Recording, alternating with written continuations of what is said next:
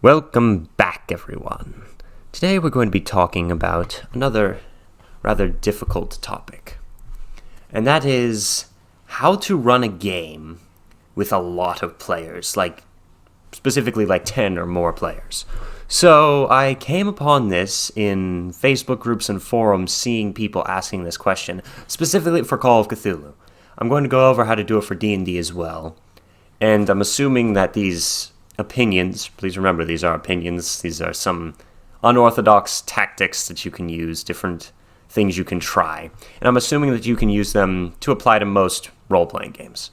So before we get started, let me just say right off the bat, I'm probably not going to be uploading again this week because, as you can see from my weird hair, I'm going to be on set. If you didn't know, I am an actor, and yeah, so I've got busy week ahead of me. So, aside from that, let's just get right into it. So, running a game, first let's start with Dungeons and Dragons of around 10 people or more. I've noticed that keepers, game masters, dungeon masters all seem to have this threshold of how many players they can control up to a certain amount of time.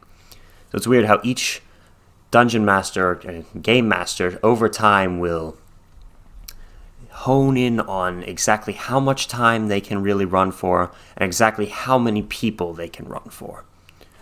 So for Call of Cthulhu, I've noticed that it's way less people. That threshold is a lot lower because you're trying to keep pacing and a sense of dread and a lot of other things you need to keep track of, and you can't be constantly controlling the players. Where in Dungeons and Dragons, a lot of times it's a lot more open in how you pace things and how you do things. It's a lot easier to run D&D than it is to run Call of Cthulhu.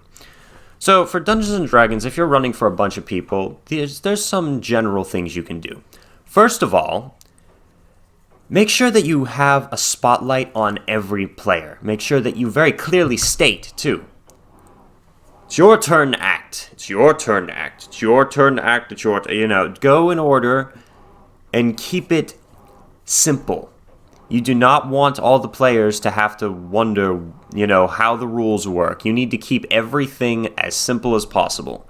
Excuse that noise. If you can hear it, it's the washing machine. Ugh. All right. You want to keep the rules as simple as possible. Keep them flexible so that everyone can play, especially if there's new players. All right. The specific question on the Facebook group was, I'm running for 12 new players Call of Cthulhu, and that's really difficult to do. So, also in Dungeons and Dragons, you want to keep everything simple. You want to have dice rolls be equal. You want everyone to get a chance to do something. And you want the story to be pretty simple and let the role-playing take a lot of the weight off your back. You want to let the players do as much as they can interacting with each other, and that will make your job a lot easier. And one way to do that, and this is a rather unorthodox idea, and works for Call of Cthulhu very well. Now, some keepers, and I might actually do a whole video on just this concept, but some keepers will have index cards, and I'm using a marker. I probably shouldn't be using a marker, and then they'll give these index cards. They'll fill them out. This is super simple. I don't know if you can even see this. This says traitor. All right. So now one player is the traitor. Now this is super, super, super simple. Normally I'd write more than a paragraph on each index card about motivations and what exactly it does. Once I made a card that was about someone has gone insane and they're going to use a knife to cut open their forehead and open their third eye and all this other craziness that they had to do. So, get creative with that. But the idea is that you essentially are making one player the villain. And then you don't allow the players to talk about what they got. They can use their newfound abilities, but essentially what you're going to be doing is making one player the traitor or the bad guy and not letting the other players know. By doing this, you are taking a lot of the burden off yourself because you make the game more of a mystery. Now, what most keepers will do is they'll add this element in with the normal story that they had prepared. But I suggest to you that if you're playing with 10 or more people, have it be very visual. All right, so this is what you need to do. You need to make the role-playing, the session, a dinner party or a gala or ball or get-together, something that makes them all kind of already tells them to be socializing with each other.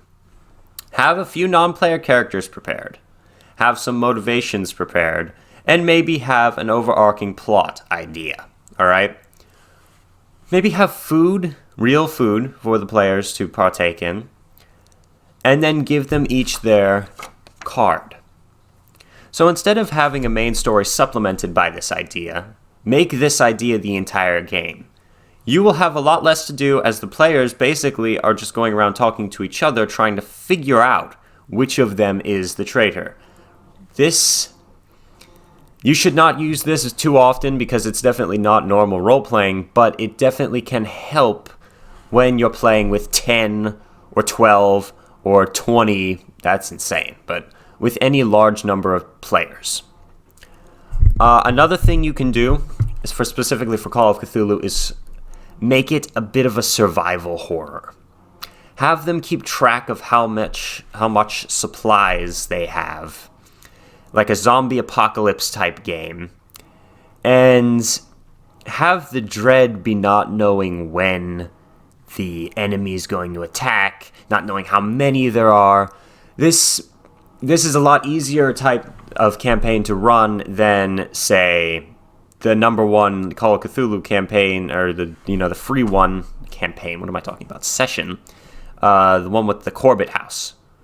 The Haunting, I think is what it's called. Yes, The Haunting. You can find that for free at Chaosium's website. The Haunting is where you explore a haunted house. That works best for 2-3 people, maybe 4. If you can handle 4, then do 4. 15? Definitely not. 10 even, no way. Alright, a survival horror will do much better. Think Fallout, only scary. Yeah. So, for Dungeons & Dragons, make sure that you share the spotlight as much as possible and have something for everyone. That's one thing that you need to take into account is the 3 different layers of Dungeons & Dragons, which is the exploring, social interaction, and combat. You want some of all of these things. And you especially want to look at how the players are reacting to what you're saying and what's going on. If the players don't really dig combat too much, or if they don't really like the exploration and the puzzles and stuff, don't use as much of that. If at any time there is at least one player that does like any of the 3 things, make sure you include it. Because you want everyone to have a good time. You don't want one player to steal the stage, and you don't want everyone to feel like if the majority likes social interaction, you don't want the whole thing to be social interaction because you want everyone to have fun. Yeah, that's a pretty short video, yeah. So, that's pretty much it for some ideas I had on how to run a game with a lot of players. Before I finish, though, I just want to thank everyone because I would like to show you something. Let me see if I can find it. There we are. So this is something that I just obtained. A 35 subscriber milestone, alright? Along with a 1,000 views milestone. That is incredible, as we've only been going for 3 weeks. I am very grateful to you guys for helping me grow this channel, because that's been awesome. That last live stream that we did, the raid of Area 51 Call of Cthulhu playthrough, if you are watching this and you have not seen that, go check it out. It's almost more of a comedy than a horror game, but the end gets a little creepy, and it was really fun to run, and my players tell me it was very fun to play. That got more watch time than any other video on the channel. That day, we got more watch time than any other day in the history of the channel. So, thank you all very much for helping make this channel's idea, this dream, a full-fledged reality. Anyway, if you have not subscribed already, please make sure that you do. We have, as always, I say this every time, but we have lots of content prepared. So, stay tuned, and thank you for watching this. Wish me luck on set, and yes, I will be back as soon as I can with more content. Join the Legion.